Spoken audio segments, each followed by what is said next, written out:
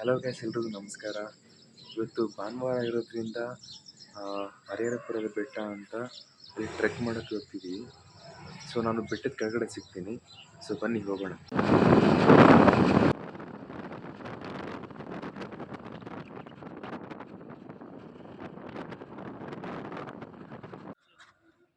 ಗುರು ಹೋಗ್ತಾನೆ ಇದ್ದೀವಿ ಬೆಟ್ಟನ. ಫುಲ್ ಸುಸ್ತಾಗ್ತೈತೆ. ಇನ್ನು ಒಂದು 50 ಮೀಟರ್ಸ್ ಬಂದಿದ್ದೀವಿ, ಆದರೆ ಆವಾಗ ಸುಸ್ತಾಗ್ಬಿಡ್ತೈತೆ. ಅಂದರೆ ಈ ಬೆಟ್ಟನ ನಾವು ಒಂದು 3-4 ಟೈಮ್ಸ್ ಹಕ್ಕಿದ್ದೀವಿ. ನಾವು ಎವ್ರಿ ಸಂಡೇ ಟ್ರೆಕ್ಕಿಂಗ್ ಬರ್ತಾ ಇರ್ತೀವಿ. ಏನು ಗಾಳಿ ಏನು ಅಷ್ಟಿಲ್ಲ, ಸೊ ನಾನು ವಾಯ್ಸ್ ಓವರ್ ಏನು ಕೊಡಲ್ಲ. ಸೊ ಇದೇ ವಯಸ್ಸಾಗಿರುತ್ತೆ. ಬೆಟ್ಟ ಮಾತ್ರ ಫುಲ್ ಸ್ಟೀಪ್ ಇದೆ.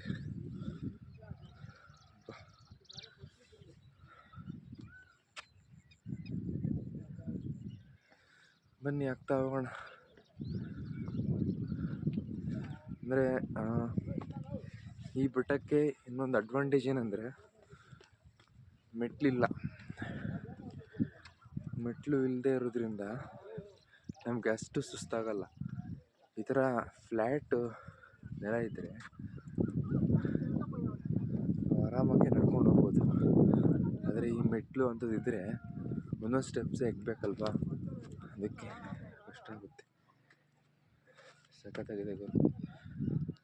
ಅಂದರೆ ಏನಂತಾರೆ, ಮಾಡಿದ ಕೆಲಸಕ್ಕೆ ತಕ್ಕ ಪ್ರತಿಫಲ ಅಂತಾರಲ್ವಾ, ನಿಜನೇ. ಯಾಕಂದರೆ ನಾವೆಷ್ಟು ಕಷ್ಟಪಟ್ಟ ಮೇಲೆ ಕೆತ್ತಿರೋ ನಾವು ಮೇಲೋದ್ಮೇಲೆ ಆ ರಿಲ್ಯಾಕ್ಸೇಷನ್ ಇರುತ್ತಲ್ವಾ, ಅದು ಚೆನ್ನಾಗಿರುತ್ತೆ ಅಂತ ಹೇಳ್ತಾ ಬನ್ನಿ ಆಗ್ತಾ ಹೋಗೋಣ. ಇಲ್ಲಿ ಮೊದಲೇ ಒಂದು ದೇವಸ್ಥಾನ ಇತ್ತು, ಬಟ್ ಆ ದೇವಸ್ಥಾನ ರೀಪ್ಲೇಸ್ ಮಾಡಿ, ಅಂದರೆ ಆ ದೇವಸ್ಥಾನನೂ ಇದೆ ಪಕ್ಕದಲ್ಲಿ, ಅದರ ಪಕ್ಕದಲ್ಲಿ ಇನ್ನೊಂದು ಹೊಸ ದೇವಸ್ಥಾನ ಬಿಲ್ಡ್ ಮಾಡ್ತಿದ್ದಾರೆ. ಸೊ ಬನ್ನಿ ಆ ವಿಡಿಯೋ ಕೂಡ ತೋರಿಸ್ತೀನಿ, ನೋಡೋಣ ಹೇಗಿದೆ ಅಂತ. ಏನು ಗೊತ್ತಾ, ನಾನು ರೀಸೆಂಟ್ಲಿ ಅಬ್ಸರ್ವ್ ಮಾಡಿದ್ದು, ನಾನು ನಿನ್ನೆ ಕೂಡ ಶ್ರಾವಣ ಶನಿವಾರ ಅಂದ್ಬಿಟ್ಟು ಬೇರೆ ದೇವಸ್ಥಾನಕ್ಕೆ ಹೋಗಿದ್ದೆ, ಆಂಜನೇಯ ಸ್ವಾಮಿ ದೇವಸ್ಥಾನ ಅಂತ. ಅಂದರೆ ಎಷ್ಟು ಚೆನ್ನಾಗಿ ಅವರು ಒಂದು ಆರ್ಕಿಟೆಕ್ಚರ್ ಮಾಡಿದ್ದಾರೆ ಅಂದರೆ, ಆಗಿನ ಕಾಲದಲ್ಲಿ ಯಾವ ಥರ ದೇವ್ರ ಶಿಲ್ಪಿಗಳನ್ನ ಆ ಗೋಪುರದಲ್ಲಿ ಕೆತ್ತಾ ಇದ್ರು ಅದೇ ರೀತಿ ಇವಾಗ ಸಹ ಕೆತ್ತೋರಿದ್ದಾರೆ. ನನಗಂತೂ ಅದು ತುಂಬ ಇಷ್ಟ ಆಯಿತು. ಸೊ ನೋಡಿ, ಇದೇ ದೇವಸ್ಥಾನ ನಿಮಗೆ ಅಲ್ಲಿ ಮುಂದೆ ಕಾಣಿಸ್ತಿದೆಯಲ್ವಾ, ಅದು ಹಳೆ ದೇವಸ್ಥಾನ. ಅದ್ರ ಮುಂಭಾಗದಲ್ಲೇ ಇನ್ನೊಂದು ದೇವಸ್ಥಾನ ಬಿಲ್ಡ್ ಮಾಡಿದ್ದಾರೆ ನೋಡಿ.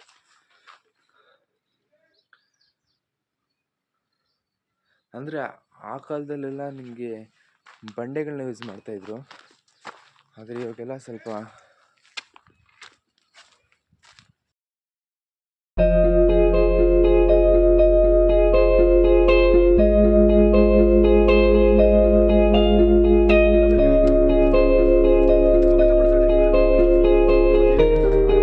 ಆ್ಯಕ್ಚುಲಿ ಚಾಲೆಂಜ್ ಅಂದರೆ ಇಲ್ಲಿ ಎಕ್ಕೋದು. ಒಬ್ಬ ಹೆಂಗಿದೆ ನೋಡಿ, ಎಕ್ಕೋದು ಮೇಲೆ ಎಕ್ತಾ ಇದ್ದಾರೆ. ನೋಡೋಣ ಹೆಂಗೆ ಎಕ್ಬೇಕೋ ಗೊತ್ತಾಗ್ತಾ ಇಲ್ಲ. ಅಂದರೆ ನಮಗೂ ಸ್ವಲ್ಪ ಐಡಿಯಾ ಇದೆ, ಯಾಕಂದರೆ ನಾವು ಎವ್ರಿ ಸಂಡೇ ಬರ್ತೀವಲ್ವಾ, ನಾವು ವೀಲ್ಸನ್ನ ಎಕ್ಕಿ ಸ್ವಲ್ಪ ಅಭ್ಯಾಸ ಆಗಿದೆ. ಸೊ ಬನ್ನಿ ಹಾಕ್ಕೊಂಡು ಈ ಕ್ಯಾಮ್ರಾ ಒಂದು ಕೈಯಲ್ಲಿ, ನಾನು ಎಕ್ಕೋದು ಹೆಂಗೆ ಗುರು, ಹುಷಾರಾಗಿ ಹಾಕ್ಬೇಕು ಹೆಂಗಿದೆ ಅಂತ. ನೋಡ್ಗುರು, ಇವತ್ತು ನಮ್ಮ ಬ್ಯಾಚಲ್ಲಿ ಬಂದಿರೋದು ಎಷ್ಟು ಜನ ನೋಡಿ. ಈ ಕಡೆ ಕಾಣಿಸ್ತಿರಲ್ವಾ, ಅಲ್ಲಿಂದ ಹಿಡಿದು 1 2 3 4 5 6 7 8 9 10 11 ಜನ. ಗುರು ಯಾರೇನೇ ಅನ್ನಲಿ, ನಮ್ಮ ಜರ್ನಿ ಮಾತ್ರ ಸ್ಟಾರ್ಟ್ ಮಾಡ್ತಾ ಹೋಗೋಣ. ಈ ಬೆಟ್ಟ ಹಬ್ಬದಿಂದ ಅಡ್ವಾಂಟೇಜಸ್ ಏನು ಗೊತ್ತಾ, ಒಂದೊಂದಾಗಿ ಹೇಳ್ಬಿಡ್ತೀನಿ ಅಡ್ವಾಂಟೇಜಸ್ನ. ಸೊ ಫಸ್ಟ್ ಥಿಂಗ್, ಬೆಟ್ಟ ಹಾಕೋದ್ರಿಂದ ನಮ್ಮ ತೈಸ್ ಇದೆಯಲ್ವಾ, ನಮ್ಮ ಕಾಲಿನ ತೈಸ್ ಇದೆಯಲ್ವಾ, ಆ ತೈಸು ಸ್ಟ್ರಾಂಗ್ ಆಗುತ್ತೆ. ಯಾಕಂದರೆ ಆಗ್ತಾ ನಮಗೆ ಎಲ್ಲ ಬಾಡಿ ಪಾರ್ಟ್ಸಲ್ಲೂ ತೈಸಿಗೆ ಮಾತ್ರ ಆ ಎಫೆಕ್ಟ್ ಅನ್ನೋದು ಬೀಳುತ್ತೆ. ಅದಕ್ಕೆ ತೈಸ್ ಸ್ಟ್ರಾಂಗ್ ಆಗುತ್ತೆ. ಇನ್ನೊಂದೇನೆಂದರೆ, ನಾವು ಹತ್ತೋದ್ರಿಂದ ಆ ಫ್ರೆಶ್ ಏರ್ ಇದೆಯಲ್ವಾ, ನಾವು ದಿನ ಉಸಿರಾಡೋದಕ್ಕಿಂತಲೂ ಈ ಬೆಟ್ಟದಲ್ಲಿ ಈ ಪರಿಸರದಲ್ಲಿ ಸಿಗುತ್ತಲ್ವಾ ಆ ಫ್ರೆಶ್ ಏರು, ಅದೊಂದು ಸಿಗುತ್ತೆ. ಆ ಹೆಲ್ತಿ ಏರ್ ಅನ್ನೋದು ಸಿಗುತ್ತೆ. ಮತ್ತು ಇನ್ನೊಂದೇನು ಗೊತ್ತಾ, ನಾವು ಬೆಟ್ಟ ಹತ್ತೋದ್ರಿಂದ ವಿಧವಾದ ಗಿಡಗಳು, ಮರಗಳು ನಾವು ನೋಡಬಹುದು. ಅಂದರೆ ಹಳ್ಳಿಯಲ್ಲಿ ಸಿಗದೆ ಇರೋದು ನಾವು ನೋಡ್ಬೋದು ಗುರು.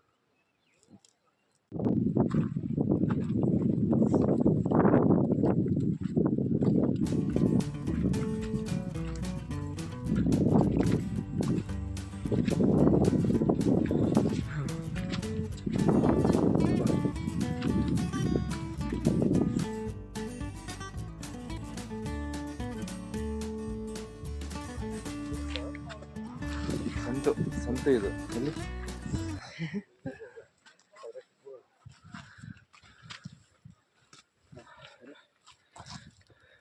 ಹೆಂಗೆ ತೆಗೀರಿ ನಾನು ಸಖತ್ತಾಗೈತೆ. ನೆನೆ ಫೋಟೋ ಹಾಕ್ಲಿಲ್ಲ ನೀನು. ಇವತ್ತು ಹಾಕ್ತೀನಿ. ಇವ ಹಾಕು. ಅದೇನು ಬೇಡ, ನಾನು ಆಗೋಯ್ತು ಹಾಕ್ಬಿಡ್ತೀನಿ. ಬರೀ ವಿಡಿಯೋ ಅಷ್ಟೇ ತೆಗ್ದಿರೋದು, ಫೋಟೋ ಏನಿಲ್ಲ. ಫೋಟೋ ಅವ್ನು ಕೇಳಿ ಅವನ ಹತ್ರ ಐತೆ. ಫೋಟೋ ಏನು ಬೇಡ, ಇವತ್ತು ತೆಗಿಯಲ್ಲ ಚೆನ್ನಾಗಿ.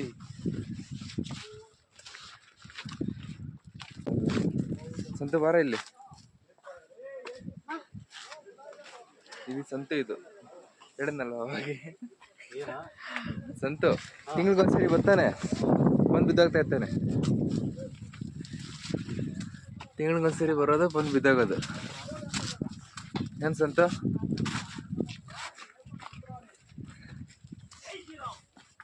ಜೈ ಶ್ರೀರಾಮ್, ಜೈ ಶ್ರೀರಾಮ್. ಅಮ್ಮ ಏನು ಬೆಟ್ಟ ಗುರು ಅಪ್ಪ. ಇಲ್ಲಿ ಆರೋ ಮಾರ್ಕ್ಸ್ ಬೇರೆ ಹಾಕ್ಬಿಟ್ಟವ್ರೆ. ಅಂದರೆ ಫಸ್ಟ್ ಬೆಟ್ಟಕ್ಕೆ ದಾರಿನೇ ಆಗಲಿಲ್ಲ, ಇವಾಗ ಆರೋ ಮಾರ್ಕ್ಸ್ ಬೇರೆ. ಯಾರು ಹತ್ತಾರೆ ಬೆಟ್ಟ ಅಪ್ಪ, ಇಷ್ಟಿಷ್ಟು ದೊಡ್ಡ ದೊಡ್ಡ ಬಂಡೆ ಇದ್ರೆ. ಅಯ್ಯೋ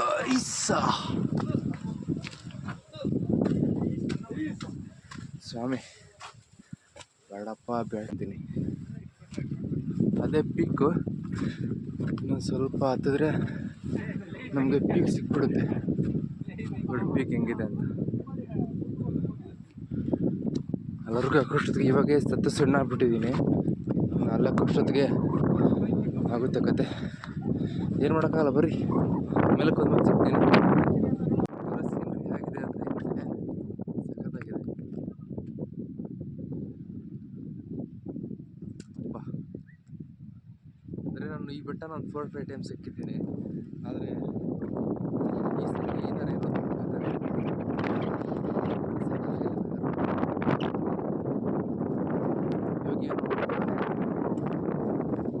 ಅವನು ಕ್ರಿಯೇಟಿವಿಟಿ ಜಾಸ್ತಿ. ಎಲ್ಲೆಲ್ಲಿ ಏನು ಸಿಗುತ್ತೋ ಅವನು ಕ್ಯಾಪ್ಚರ್ ಮಾಡ್ತಾ ಇರ್ತಾನೆ. ಕ್ರಿಯೇಟಿವಿಟಿ. ಯೋಗಿ ಸಹ ಮುಂದಿನ ದಿವಸದಲ್ಲಿ ಯೂಟ್ಯೂಬ್ ಚಾನಲ್ ಓಪನ್ ಮಾಡಬೇಕು ಅಂದ್ಕೊಂಡಿದ್ದಾನೆ. ಸೊ ಓಪನ್ ಮಾಡಿದ್ರೆ ನಿಮಗೆ ಇಂಟಿಮೇಟ್ ಮಾಡ್ತೀನಿ, ನನಗೂ ಸಪೋರ್ಟ್ ಮಾಡಿ. ಕನ್ನಡ ಯೂಟ್ಯೂಬರ್ಸ್ನ ಬೆಳೆಸಿ ಅಷ್ಟೆಲ್ಲಾಗಿ ಅಂತೇನೆ ಅಮ್ರಾ. ಅಂತೆ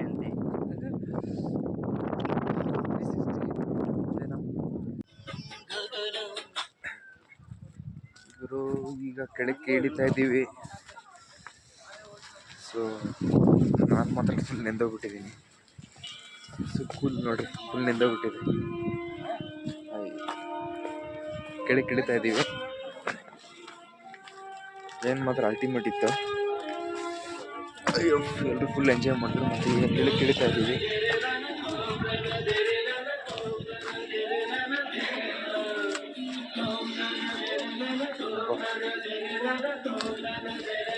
ಹೇಗೆ ಸುಸ್ತಾಗ್ತಾಯ್ತಾ? ಇರಿ ಯೋಗಿ ತೋರಿಸ್ತೀನಿ. ಅಲ್ಲ ಯೋಗಿ ನಾನು ಸಂತ ತೋರಿಸ್ತೀನಿ. ಸಂತ ಬಾರ ಇಲ್ಲಿ ನೋಡಿ, ಯಾವಾಗ ಸಂತ ಅಂತ ಹೇಳಿದ್ನಲ್ವಾ ನೀ ನಾಯಿ ಅಂದ್ರೆ ಕೇಳ್ಸಲ್ಲ. ಹೆಂಗಿತ್ತು ಸಂತ ಮೇಲೆ? ಜೋರಾಗಿ ಹೇಳು. ಸೈಕಾಗಿತ್ತಂತೆ. ಚೆನ್ನಾಗಿ ಎಂಜಾಯ್ ಮಾಡ್ದ? ಹಾಂ, ಎಷ್ಟು ಸರಿ ಬಂದಿದೆ ಈ ಬೆಟ್ಟಕ್ಕೆ? ಲೆಕ್ಕ ಇಲ್ಲ. ಲೆಕ್ಕ ಇಲ್ದಷ್ಟು ಬಂದ್ಬಿಟ್ಟಿದ್ಯಾ? ಲೈ ಒಂದು 5 ಟೈಮ್ಸ್ ಬಂದಿತ್ಯಾ? 5 ಟೈಮ್ಸ್ ಬಂದಾಗ ಈ ಥರ ವೆದರ್ ಇತ್ತಾ? ಇವತ್ತೈತಿ, ಇರುತ್ತಾನೆ ಈ ಥರ ವೆದರು. ಅಂದರೆ ನಾನು ಇವ್ರ ಜೊತೆ ಬಂದಿದ್ದೀನಿ, ನನಗೂ ಅನಿಸಿದಷ್ಟೇ ಈ ಥರ ವೆದರ್ ಇರಲಿಲ್ಲ.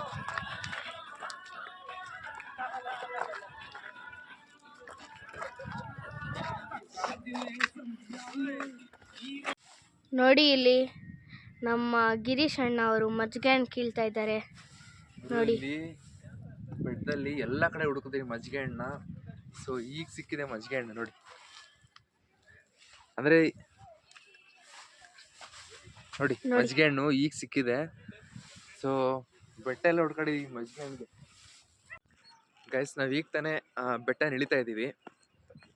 ಮೇಲೆ ಸ್ನ್ಯಾಕ್ಸ್ ತಂದಿದ್ರು, ಎಲ್ಲ ತಿಂದ್ಕೊಂಡು ಈಗ ಬೆಟ್ಟನ ಇಳಿತಾ ಇದ್ದೀವಿ. ಇನ್ನೇನೊಂದು 100 ಮೀಟರ್ಸ್ ಇಳಿದ್ಬಿಟ್ರೆ ನಮಗೆ ಗ್ರೌಂಡ್ ಲೆವೆಲ್ ಸಿಗ್ಬಿಡುತ್ತೆ.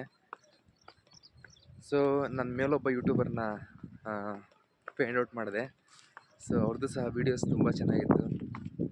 ಸೊ ನಂಬರ್ ಸಹ ತಗೊಂಡಿದ್ದೀನಿ. ಸೊ ಇದೇ ಥರ ಯಾಕಂದರೆ ನಾನು ಒಬ್ಬ ಹೊಸ ಯೂಟ್ಯೂಬರು, ಮತ್ತು ನೀವು ಹೊಸ ಯೂಟ್ಯೂಬರ್ಸ್ಗೆ ನೀವು ಜಾಸ್ತಿ ಸಪೋರ್ಟ್ ಮಾಡ್ದಂಗೆ ಅವರು ಒಂದು ಒಳ್ಳೊಳ್ಳೆ ವೀಡಿಯೋಸ್ ಮಾಡಬೇಕು ಅಂತ ಅವ್ರಿಗೆ ಮನಸ್ಸಿಗೆ ಬರುತ್ತೆ. ಸೊ ನೀವು ಸಹ ನನ್ನ ಒಂದು ಯೂಟ್ಯೂಬ್ ಚಾನಲ್ಗೆ ಸಪೋರ್ಟ್ ಮಾಡ್ತಾಯಿರಿ. ಅಂದರೆ ನಂದಿ ಬೆಟ್ಟ ಅಷ್ಟು ಇದೆ ಅಂತ ಹೇಳೋಕ್ಕಾಗಲ್ಲ ಈ ಬೆಟ್ಟ. ಸೊ ಇಲ್ಲ, ಒಂದು ಆ್ಯಾವ್ರೇಜ್ ಇದೆ. ಬೆಟ್ಟನ ಒಂದು ಚಿಕ್ಕ ಮಕ್ಕಳು ಸಹ ಹತ್ಬೋದು ಈ ಬೆಟ್ಟನ. ನೀವೇನಾದರೂ ಈಶಾ ಫೌಂಡೇಶನ್ಗೆ ಬರ್ತಿದ್ದೀರಾ ಅಂದರೆ ನೀವು ಬರೋ ರೂಟಲ್ಲೇ ನಿಮಗೆ ಒಂದು ಲೆಫ್ಟ್ ಸೈಡು ಈ ಟ್ರೆಕ್ಕಿಂಗ್ ಪಾಯಿಂಟ್ ಅನ್ನೋದು ಸಿಗುತ್ತೆ. ನೀವು ಆ ಪಾಯಿಂಟಿಂದ ನೀವು ಹತ್ತಾ ಹೋಗ್ಬೋದು. ಏನಿಲ್ಲ, ಬೈಕ್ಸ್ ಎಲ್ಲ ನಿಲ್ಲಿಸಿರುತ್ತೆ. ನೀವು ಅಲ್ಲಿ ಎಲ್ಲಿ ಹರಿಹರ ಬೆಟ್ಟ ಟ್ರೆಕ್ಕಿಂಗ್ ಪಾಯಿಂಟ್ ಅಂತ ಎಲ್ಲಿ ಕೇಳಿದ್ರು ಹೇಳ್ತಾರೆ ನಿಮಗೆ. ಸೊ ಸ್ನೇಹಿತರೆ, ನಾವು ಗ್ರೌಂಡ್ ಲೆವೆಲ್ನ ರೀಚ್ ಆಗಾಯಿತು. ಇಷ್ಟು ಹೇಳ್ತಾ ನಾನು ಈ ವಿಡಿಯೋನ ಎಂಡ್ ಮಾಡ್ತೀನಿ. ಸೊ ಎಲ್ಲರೂ ಸಪೋರ್ಟ್ ಮಾಡಿ, ಸಬ್ಸ್ಕ್ರೈಬ್ ಮಾಡಿಕೊಡ್ರಿ ಅಂತ ಹೇಳ್ತಾ ಥ್ಯಾಂಕ್ ಯು, ಬಾಯ್.